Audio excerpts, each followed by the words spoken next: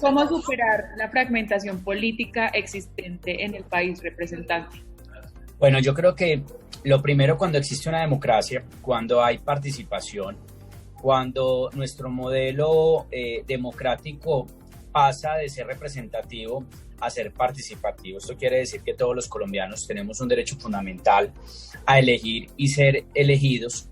Cuando se recibe, por ejemplo, en el año 2002, bueno, podemos hablar incluso cuando el expresidente Pastrana recibe la presidencia del expresidente Samper, y se empieza a dar un debate supremamente profundo en Colombia en torno a los diálogos de paz, donde Pastrana se va al exterior. Recuerdan que, no sé si recuerdan que lo criticaron mucho porque decían que el presidente Pastrana se mantenía más viajando que gobernando en Colombia, y fracasa el proceso de paz. Cuando llega el expresidente Uribe a gobernar durante 8 años y toma decisiones, por ejemplo, la ley de transición, que es supremamente importante, y establece una pena de 8 años para militares o guerrilleros que se quisieran someter a la justicia. Luego llega Juan Manuel Santos con el proceso de paz, que todos sabemos obviamente lo que ha ocurrido, para bien o para mal, donde yo creo que desde ese punto se empieza a desatar con más, yo no diría con gravedad, con más impacto, la polarización en nuestro país. Y todo obedece a un acuerdo político que hizo el expresidente Juan Manuel Santos, que denominó la unidad nacional, donde se toman unas decisiones de corte obviamente constitucional, jurídico y político, además con impactos económicos, para llegar a un acuerdo con los miembros de las FARC. Si bien antes del gobierno del presidente Juan Manuel Santos, acá en Colombia puede decir uno que existía una polarización opacada, con el gobierno de Juan Manuel Santos realmente ya se da una polarización abiertamente, y creo que se da mucho más en el momento en que desde el Congreso de la República se crea el Estatuto de la Oposición, que para mí es supremamente importante. Yo no le tengo miedo a la polarización. Yo creo que, para concluir esta primera pregunta, yo creo que la polarización en una democracia es supremamente importante. Creo que hoy quien podría ayudar a bajar un poco las tensiones derivadas de una polarización que se deriva, además, valga la redundancia, de decisiones políticas en nuestro país, son los medios de comunicación. Mire, yo les digo algo, yo soy de acá, yo vengo acá, yo voy a Bogotá a trabajar al Congreso y vivo la polarización en todo su furor. Y yo vengo a la región y voy a los medios de comunicación regionales, me siento con toda la bancada de congresistas antioqueños, y la polarización a nivel regional no se vive como tan, podría decir uno, de manera tan aguda como la vivimos en Bogotá. Entonces yo creo que podría uno enviarle un mensaje a los medios de comunicación a nivel nacional, que ellos tendrían una oportunidad y una herramienta fundamental, porque los medios de comunicación que tienen la información, ustedes que son periodistas, que van a terminar la maestría en periodismo, tienen la información, tienen también la capacidad para mover masas. Mire, yo les pongo un solo ejemplo. Acá en Antioquia, específicamente en Medellín, dicen que el colombiano monta, en los últimos 8 días de elecciones, monta y tumba alcalde.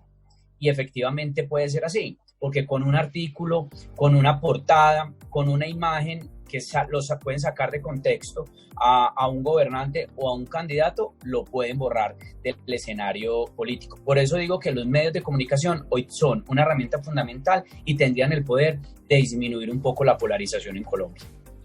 Yéndonos por ese camino que dices, que los medios de comunicación, pero también sabemos que varios líderes políticos de los diferentes partidos políticos que hay en el país también polarizan. ¿Cuáles son para ustedes esos personajes que más polarizan o que pueden llegar a tener mayor impacto en la población para poder ir fragmentando más esa polarización política que vive el país en este momento?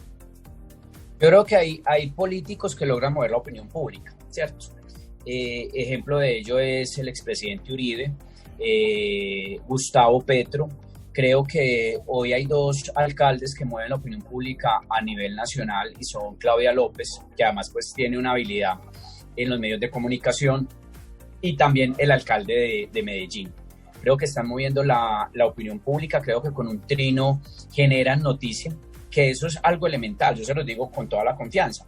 Cuando uno busca una noticia como congresista, como gobernante, como político, lograr que un Twitter desate y genere una opinión, genere noticia, pues realmente es de gran impacto. Yo hago parte de un equipo liderado por la senadora Paola Holguín, y nosotros acá en Antioquia, incluso a nivel nacional, somos reconocidos porque hay veces instalamos vallas que pueden ser polémicas. No sé si ustedes recuerdan hace 2 años que nosotros instalamos una valla sobre la JEP, y es ¿de qué lado estás? ¿De la JEP, impunidad, o no de la JEP, justicia? Y fue una valla que dio de qué hablar aproximadamente como 15 días en los medios de comunicación. Creo que más que desde el punto de vista intencional de polarizar, creo que hoy hay 2 extremos en Colombia. Yo la verdad sigo insistiendo, acá estamos, hay extremos de derecha y extremos de izquierda. Creo que los que se han tratado de ubicar en el centro de alguna manera o en algún momento político se tienen que ir a un extremo, y puede incluso haber un extremo moderado, otro más radical. En mi partido hay personas, por ejemplo el MOIR, que vienen de este movimiento de izquierda, de haber estado en diálogos con la guerrilla, de haber participado en todo este movimiento, y uno los ve y los escucha realmente en diálogos o conversaciones y terminan pareciendo más de derecha que de lo que representaron en algún momento de izquierda. Pero indiscutiblemente creo que los 2 políticos que hoy con un trino pueden mostrar como una polarización, indiscutiblemente son Álvaro Uribe Vélez y Gustavo Petro. Representante Juan Fernando, no solamente hablamos de los extremos en cuanto a la política, también hemos visto últimamente en las protestas el extremo de los ciudadanos los que apoyan la institucionalidad, la parte de los policías, todo lo que pasó con el caso de Javier Ordóñez, pero también está esa ciudadanía que no quiere saber más de eso y que está en oposición al gobierno. Entonces, yo le pregunto qué tan dañina puede llegar a ser esos extremos, entendiendo que son necesarios para una democracia, pero qué tan dañino puede ser para un país esos extremos. No, primero yo creo que las marchas y la manifestación y las protestas realmente son un derecho fundamental que tenemos todos los colombianos, y bienvenido. Yo he salido a marchar, nosotros cuando fuimos oposición de Juan Manuel Santos salimos muchas veces a las calles a protestar, pero nunca cogimos una piedra o empuñamos un arma para atentar contra nuestros policías o personal del SMAT, o para dañar el estamento público o la propiedad privada. Creo que la manifestación o la protesta se afecta en el momento en que se permite la infiltración de vandalismo. Creo que eso es realmente perverso. Creo que la manifestación, cuando la pretenden hacer, como ha ocurrido en Chile, como pasó acá en el mes de septiembre, que realmente vimos que fue un tema sistemático, donde atacaron todos los CAI de Bogotá, pero también en Medellín, pero también en Cúcuta, pero también en Pereira, realmente lo que puede existir es una mano criminal, y lo vimos también como lo estableció inteligencia, el ministro y la policía, que al parecer habían manos del ELN infiltrados en la manifestación. Pero yo creo que en el momento en que uno hace un llamado a la protesta, lo tiene que hacer realmente con responsabilidad y de manera pacífica. Yo se lo digo con conocimiento de causa. El expresidente Uribe, cuando nos llamaba a nosotros a la calle a protestar contra el plebiscito, contra lo que fuera, el gobierno Juan Manuel Santos nunca trataba de incendiar el país. Y ahí es donde va la crítica de nosotros hacia las pretensiones que tiene Gustavo Petro y algunos congresistas que lo acompañan a él, que ponen un trino tratando de incendiar el país. Yo creo que la polarización, el debate tiene que ser sano, tiene que ser de manera respetuosa, y yo creo que hay que bajarle un poco a la agresividad. Yo incluso en las plenarias del Congreso, cuando se arma el debate de manera muy agresiva, yo hago mi intervención y yo les digo, venga, tratemos de hablar tranquilos, tratemos de conciliar nuestro lenguaje dentro de un debate que están escuchando todos los colombianos, porque ¿qué ejemplo entonces da uno cuando es tan agresivo desde las redes sociales, o nosotros ahora en la virtualidad, que con más facilidad nos están viendo todos los colombianos? Yo creo que también puede ser ese llamado, y cuando uno invita a una protesta, pues hágalo de manera respetuosa, ajustada a la Constitución y a la ley, y no tratando de incendiar el país, que es la crítica que nosotros le hemos hecho al senador Gustavo Petro. Sin lugar a duda, hay un sinsabor en la ciudadanía y una desconfianza en las instituciones del Estado. Eso lo hemos podido ver en las últimas encuestas que han revelado pues algunos medios de comunicación. ¿Cómo desde la política, cómo desde el Congreso, cómo desde la presidencia, cómo desde los diferentes sectores políticos del país volver a hacer ese llamado a que creamos en la institucionalidad del Estado? Miren, yo creo que lo decía Winston Churchill, que la ciudadanía no quiere al Congreso, pero sí quiere a sus congresistas.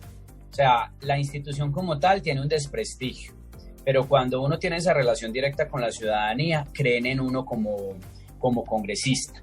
Creo que hay que trabajar, y yo he insistido mucho, hay que trabajar por recuperar el prestigio de las instituciones, de todas las ramas del poder público, pero yo creo que el peor problema que existe en nuestro país se llama la justicia, porque quizás no es la corrupción no es el principal problema, porque sí hay corrupción, pero la justicia realmente no aplica la ley, no aplica la Constitución, no aplica todo el ordenamiento jurídico. Nosotros vemos que un político, un gobernante roba y no pasa absolutamente nada, que hay escándalos de corrupción a nivel nacional como el de Odebrecht y no se ha solucionado, cuando en otros países sí se ha solucionado con cárcel. Es decir, la justicia no está operando, la justicia realmente no está siendo efectiva.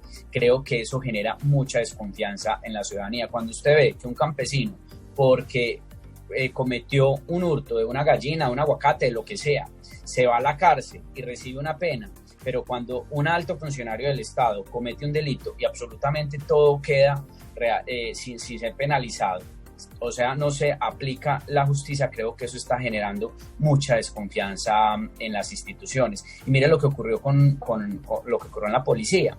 O sea, por unos cuantos policías que realmente se sobrepasaron en la fuerza soberana que tienen, de acuerdo a la Constitución, pues realmente todo el mundo ataca a toda una institución. Yo creo que las redes sociales también son un elemento que ha afectado mucho la imagen de las instituciones, sin obviamente desconocer que en todos los círculos de la sociedad hay personas que hacen cosas indebidas. Y miren, en el Congreso, yo soy primíparo en el Congreso de la República. La Cámara de Representantes se reformó en un 70%. Y yo soy testigo de que la mayoría de los congresistas, de los representantes, se los aseguro, trabajamos juiciosos, estamos día a día, obviamente cumpliendo con nuestra agenda legislativa y nuestra agenda política. Pero cuando cogen a unos cuantos durmiendo en la silla, o nunca van porque el ausentismo de unos es supremamente impresionante, pues ahí es donde se afecta la imagen de una institución. Yo creo en las instituciones, yo defiendo las instituciones y creo que la justicia, mejorar la justicia en nuestro país, reformar la justicia, realmente puede ayudar a recuperar un poco más la imagen de todos. Mire la JEP, por ejemplo. La JEP lleva 3 años y es una institución que poca credibilidad tiene en los colombianos, porque es una institución muy joven, pero con muchos escándalos de corrupción, y una institución donde en los 3 años no se ha emitido una sola sentencia a algún miembro de las FARC.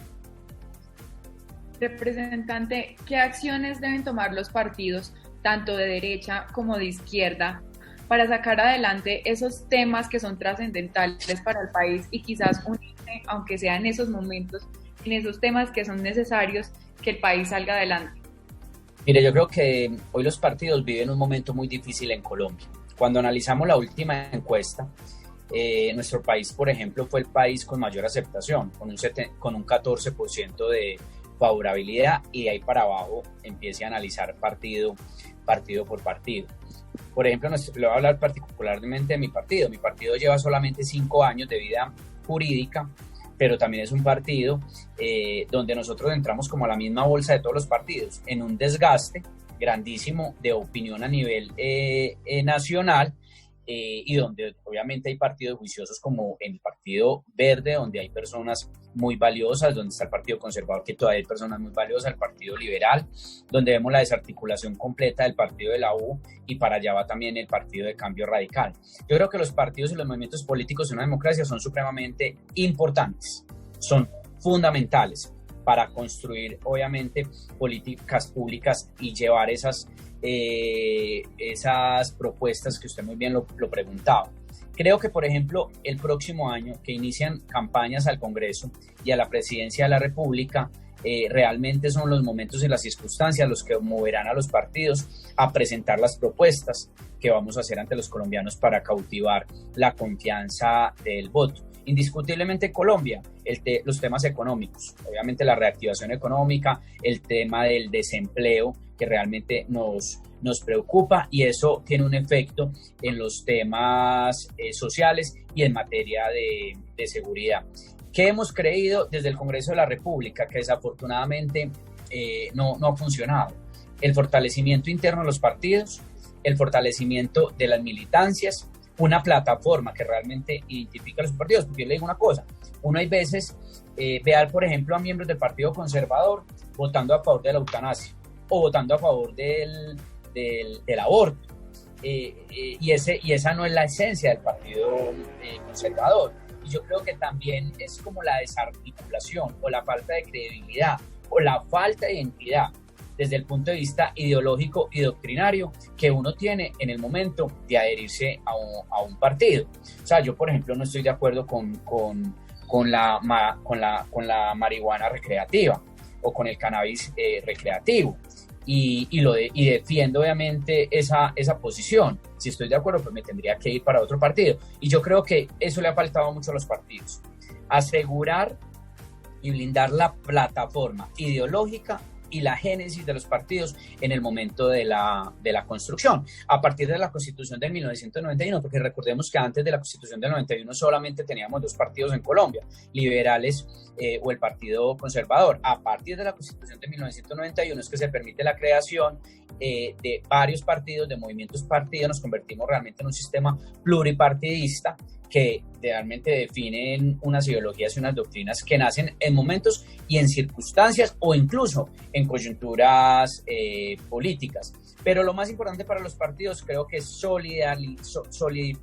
ser más sólidos en la génesis para la que son creados, en sus ideales, en su doctrina, que es lo que nosotros hemos tenido, por ejemplo, en el Partido Centro Democrático. Nosotros queríamos pasar de Uribe al uribismo y el uribismo al Centro Democrático. No lo hemos logrado, porque nosotros realmente nos quedamos ahí aferrados a la figura del presidente Álvaro Uribe, y nuestros estatutos nacen derivados, por ejemplo, los 3 pilares o las 3 líneas de gobierno que él llevó en la presidencia de la República, que era la seguridad democrática, la cohesión social y la confianza inversionista. Sin lugar a duda, la oposición hace parte de la democracia del país, pero ¿qué debe tener un buen líder o un líder político, independientemente del partido, ya sea partido de gobierno, de centro o de izquierda, para que realmente pueda dar su punto de vista, su opinión, plantear sus proyectos y que realmente tengan eco y sin dar lugar a una polarización? No, yo creo que hay varios requisitos en un gobernante o en un líder político. Primero, creo que es elemental que haya una cercanía, que haya un amor, así suene muy romántica la expresión, que haya un amor profundo por su país, por su pueblo, por su ciudad, por su departamento. Lo segundo, la preparación. Mire, antes la preparación no era como un requisito indispensable para los votantes. Hoy la preparación académica es supremamente importante y fundamental. Creo que la ciudadanía busca ya la hoja de vida que ha hecho el político, que ha estudiado, cuál ha sido su carrera en lo público, y yo creo que eso es elemental. Y una bandera realmente por qué lo van a reconocer a uno, cuál es su bandera, cuál es su legado cuando termina una alcaldía o termina una gobernación o sale del Congreso de la República, cuál es realmente su propuesta para materializar cuando llegue a gobernar. Y yo creo que hay algo elemental que ni siquiera uno lo tiene que hablar, ni lo tiene que decir en campaña, y es el tema de la transparencia. Yo creo que el político que siempre reitera que es transparente, que no es corrupto, pues, ¿por qué decirlo? Es que creo que eso tiene que ser la esencia natural de uno cuando participa, pues obviamente en todos los escenarios de la sociedad, pero específicamente en la política para llegar a gobernar. ¿Por qué insiste tanto en el tema de la transparencia y la corrupción? Que tiene que ser realmente un elemento natural y adherente a la condición del político y obviamente del ser humano en una sociedad. Juan Fernando, con respecto a lo que dices, en marketing político vemos mucho que cuando los candidatos se aferran tanto a decir lo que dices, soy transparente o no soy corrupto, el ciudadano piensa totalmente lo contrario. Así es. Si tú le dices no soy corrupto, va a pensar que sí lo es. Entonces, en ese sentido, tienes toda la razón y creo que por ahí se deben ir los candidatos a saber hacer unas campañas con un mensaje claro, que no den espacio para que la gente piense totalmente lo contrario. Además, bueno, Melissa, porque la política ha cambiado mucho, o sea, la política ya es de calle, o sea, la política es del uno a uno, de estar en contacto directo con la ciudadanía, en llevar las propuestas, y las redes sociales indiscutiblemente son una herramienta fundamental para cautivar al elector, es fundamental. Teniendo todas esas cosas en cuenta, ¿qué escenario político visualiza para las elecciones del 2022? Bueno, yo realmente creo que nosotros tenemos dos antecedentes. Obviamente la sociedad está cambiando muchísimo. Por ejemplo, las elecciones de los Estados Unidos son un mensaje donde vemos que el abstencionismo disminuye. En Colombia, el abstencionismo siempre está entre el 48 y el 52%. Ese siempre ha sido el rango de abstencionismo cuando hablamos de Congreso y de presidencia de la República. Creo que ante las circunstancias que vivimos derivadas de la pandemia, el discurso y las propuestas van a ser supremamente importantes y fundamentales para que se decida el próximo presidente y el nuevo Congreso del año 2022. Pero creo que Colombia, los colombianos siguen identificándose mucho con las propuestas de derecha, con las propuestas de la libertad de empresa, de la propiedad privada, de la democracia y de las libertades, obviamente. Creo que el temor de lo que hoy se está presentando en Argentina, en México, de lo que vuelve a vivir Bolivia, es una alerta para Colombia. Creo que también va mucho en el candidato, porque yo considero que donde la vuelta con Iván Duque sea Fajardo, quizás Fajardo había sido el presidente de la República. Considero que la ciudadanía se aleja ya también mucho de los partidos cuando son elecciones uninominales, alcalde, gobernador y presidente, pero los partidos son fundamentales para asegurar una victoria. Entonces, yo sinceramente creo que van a haber dos bloques: el bloque de la izquierda y digamos que de la centroizquierda, y el bloque de la derecha, acompañado de los que se denominan centro-derecha. Creo que la polarización realmente va a volver a reinar en las elecciones de la presidencia del 2022, indiscutiblemente, y uno lo ve desde el Congreso de la República, ¿cierto? Uno lo ve desde el Congreso de la República, además porque la campaña arrancó supremamente rápido. Hoy hay casi 25 precandidatos a la presidencia. En mi partido hay como 6 precandidatos a la presidencia. Hay unos independientes, hay unos de centro y de izquierda que ya también ponen las cartas sobre la mesa. Incluso creo que vamos a definir antes de que termine el 2021, de lado y lado, candidato único. Creo que no nos vamos a ir hasta consultas de elecciones de Congreso en marzo del 2022 para elegir candidatos únicos, porque realmente, como la campaña inició tan rápido, necesitan más espacio de reconocimiento y de debate a nivel nacional. Pero finalmente creo que va a ganar una propuesta con una plataforma, alejado de una propuesta de partido político, con una plataforma en temas de reforma a la justicia, obviamente donde abarca todo, donde está la justicia ordinaria, donde está la JEP. Creo que el tema de la reactivación económica va a ser supremamente importante. El tema del medio ambiente viene tomando una relevancia muy importante a nivel nacional, pero de la mano de obviamente el desarrollo económico, que es fundamental. La seguridad viene recuperando un espacio supremamente importante en el debate político, pero creo que la ciudadanía finalmente se aleja de los partidos y se acerca a las propuestas y a las personas. Juan Fernando, sin lugar a duda, Colombia ha sido pues un país prematuro para empezar campañas presidenciales, es decir, están montando un presidente y ya están en campañas para los otros próximos 4 años. Y respecto al análisis que haces y posiblemente por lo que se inclinen los electores, de esos 25 candidatos o precandidatos que vemos ya en el panorama, ¿te atreves a decirnos de pronto algunos nombres que podrían ser fuertes o que podrían cubrir esas necesidades que el electorado tiene en este momento y que también nos lleve a salir de este tema que es seguridad, tema de económico, tema de la pospandemia, pues porque son temas que yo creo que es más que inclusive la seguridad, el tema económico y el tema de la pospandemia es lo que en este momento más está preocupando a la ciudadanía? No, yo creo que por ejemplo, hablando del Partido Cambio Radical, del Partido Conservador, Centro Democrático, y los independientes como Federico Gutiérrez y como el grupo Alex Char, que son independientes pero muy cercanos al Partido Conservador, el exministro de Defensa Pinzón, y verso en nuestro partido. En nuestro partido creo que hay 2 fichas muy, muy importantes hoy, que son las senadoras Paola Holguín y Paloma Valencia, y el doctor Rafael Nieto, que son los más visibles hoy dentro del partido.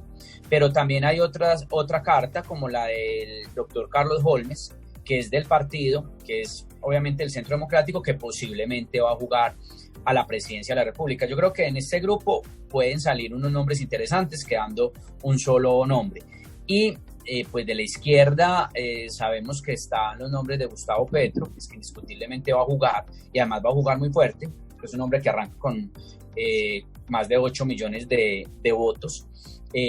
Fajardo indiscutiblemente, y hay otras figuras más jóvenes como el exgobernador de Nariño, Romero, que viene jugando un papel importante en el escenario político a nivel nacional.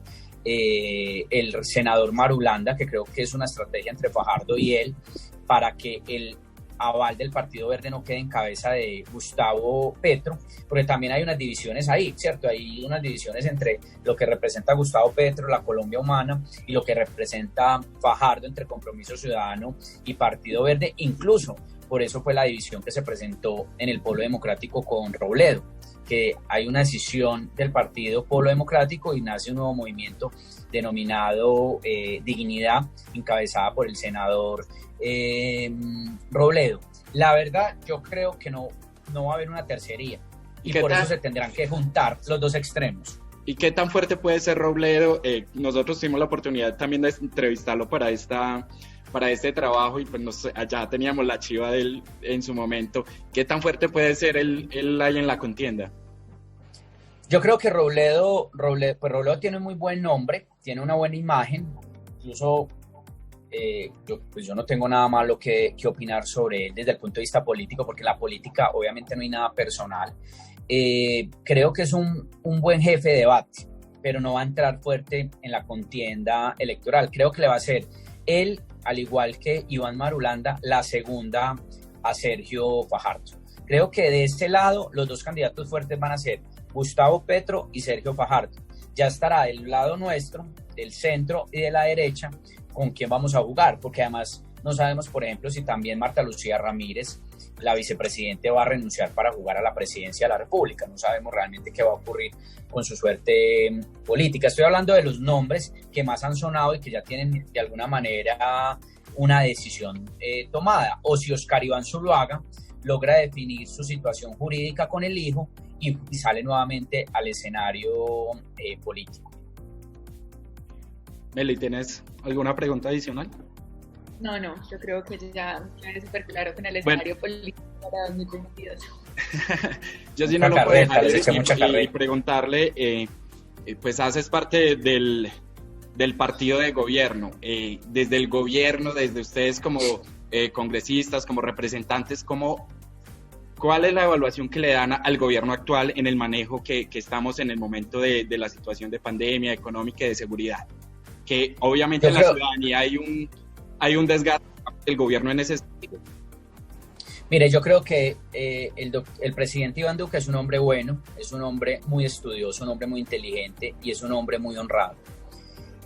Primero. Lo segundo, recuerden que el presidente Iván Duque antes de posesionarse como presidente de la República ya tenía una serie de cargas y desgastes sin ser presidente de la República con las muertes de los líderes sociales. Tercero, Petro no reconoce el triunfo de Iván Duque y inmediatamente anuncia, el día siguiente de las elecciones, Iván Duque, nos vamos a ver en la calle, ¿cierto? Y esa ha sido la estrategia de la oposición, desestabilizar la institución, desestabilizar a Colombia y llevar obviamente a la calle a sus seguidores. Lo vivimos, por ejemplo, en el primer paro con los estudiantes, que no existe un precedente alguno de un gobierno que más recursos le haya invertido a la educación como lo ha hecho el presidente Iván Duque. Creo que ha tenido una falencia grandísima y es en la forma de comunicar. Creo que no ha sabido comunicar todos los logros que ha obtenido. No ha sabido comunicar, por ejemplo, que el 70% de las 4G a nivel nacional no tenían cierres financieros, que ya hoy todas tienen cierres financieros y que está terminando las obras. Porque les pongo un solo ejemplo. El túnel de la línea fue inaugurado por él, fue terminado por él y pasó sin pena ni gloria, ¿cierto? Y es realmente quizás la obra más importante en materia de infraestructura vial en nuestro país en los últimos años. Entonces creo que al presidente le ha faltado más fuerza, más contundencia en el momento de comunicar y creo que sus ministros, que son muy buenos, son muy técnicos, pero muy alejados de la realidad política del país. Además, porque hay algo bien particular. Recuerdo que a Juan Manuel Santos le criticaban mucho porque sus ministros eran muy políticos y poco técnicos. Y a Duque le critican mucho porque sus ministros son muy técnicos y poco políticos. Realmente es muy complejo, obviamente, uno tener a toda una sociedad contenta. Pero creo que, por ejemplo, el estatuto de oposición que le tocó a Duque, tener a 10 miembros de las FARC en el Congreso de la República, que esto nunca lo habíamos vivido, obviamente la continuidad y garantizar el proceso de paz de Juan Manuel Santos, la JEP, han sido temas muy complejos dentro de la opinión pública y los medios de comunicación en contra del gobierno nacional, que termino con lo que inicié. Creo que los medios de comunicación pues son un poder muy importante a nivel nacional, que obviamente o ayudan o no ayudan, ¿cierto? Y eso lo vemos todos los días en nuestro país. Mire lo que está ocurriendo con la revista Semana, por ejemplo, que toma una decisión con Vicky Dávila, se retiran una serie de periodistas y realmente están señalando para bien o para mal un medio de comunicación que ha sido muy importante en los últimos años en nuestro país. Pero realmente lo que más ha fallado el presidente Duque, desafortunadamente, creo que ha sido en la manera de comunicar, porque en el tema de relacionarse con el Congreso lo ha hecho bien y lo ha hecho supremamente respetuoso, además porque eliminó los cupos indicativos. Y yo creo que eso es supremamente importante para uno recuperar la confianza de la ciudadanía en la institucionalidad, en la institución, y para acabar con esos vicios tan malucos que impuso el gobierno del presidente Juan Manuel Santos. Nando, muchísimas gracias a ti por el tiempo. No, muchas gracias. Creo que me extendí en algunas preguntas. Si hay que puntualizar algo, me escribes, Henry, algo, lo que necesiten. Y bueno, no, muchas gracias por este espacio y por buscarme.